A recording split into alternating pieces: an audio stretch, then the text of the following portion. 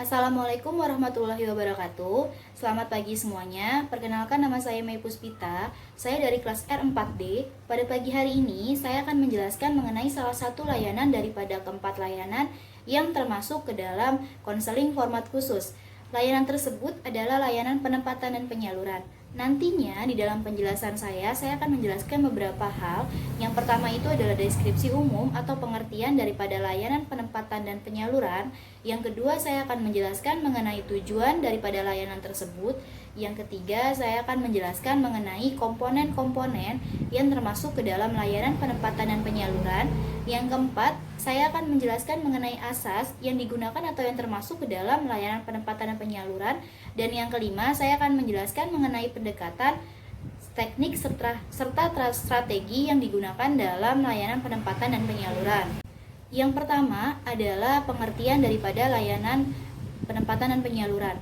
Layanan penempatan dan penyaluran adalah salah satu layanan konseling yang berfokus pada tercapainya penempatan dan penyaluran atau seperti bakat dan minat untuk menghindari daripada kondisi mismatch atau kondisi kurang serasi antara kondisi diri dengan kondisi lingkungannya. Yang kedua adalah tujuan daripada layanan penempatan dan penyaluran.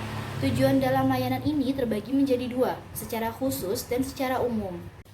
Secara umum, tujuan layanan penempatan dan penyaluran adalah untuk memperoleh wadah atau tempat guna untuk mengembangkan potensi yang dimiliki oleh seorang individu. Tempat atau wadah yang dimaksud di sini adalah seperti lingkungan fisik, lingkungan sosial emosional, kemudian lingkungan sosial maupun lingkungan budaya yang dapat berpengaruh terhadap perkembangan individu tersebut. Sedangkan secara khusus, layanan penempatan dan penyaluran ini bertujuan dikaitkan dengan fungsi bimbingan dan konseling. Yang pertama itu ada fungsi pemahaman, yang kedua itu ada fungsi pencegahan, yang ketiga ada fungsi pengentasan, yang keempat ada fungsi pengembangan dan pemeliharaan, dan yang kelima adalah fungsi advokasi. Fungsi yang pertama adalah fungsi pemahaman. Artinya dalam fungsi ini peserta didik mampu memahami kondisi dirinya sendiri dan kondisi lingkungannya. Yang kedua adalah fungsi pencegahan. Artinya dalam fungsi pencegahan ini peserta didik mampu menghindari daripada kondisi negatif atau dampak negatif yang ditimbulkan. Yang selanjutnya adalah fungsi pengentasan. Artinya dalam fungsi pengentasan ini untuk mengatasi kondisi efek di mana kehidupan efektif sehari-harinya ini terganggu dan menjadi kehidupan efektif sehari-hari. Yang selanjutnya adalah fungsi pengembangan dan pemeliharaan. Fungsi pengembangan dan pemeliharaan ini berfungsi untuk mengembangkan dan memelihara kondisi positif yang ada dalam diri peserta didik. Dan yang terakhir adalah fungsi advokasi.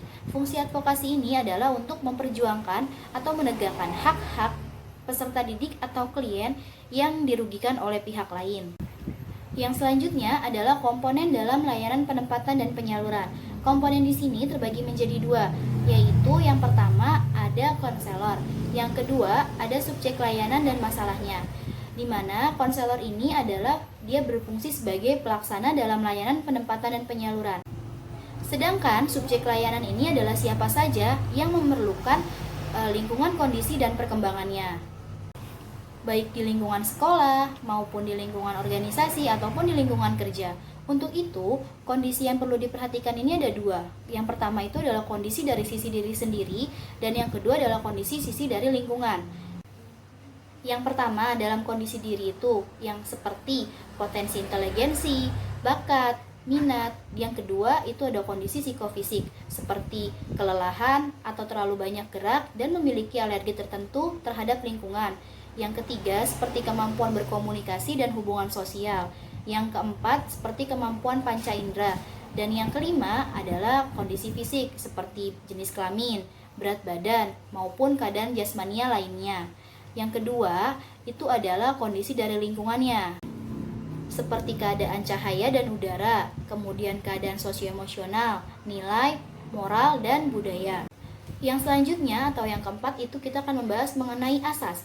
Asas di sini yang penting bagi seorang klien itu adalah asas kesukarelaan dan keterbukaan.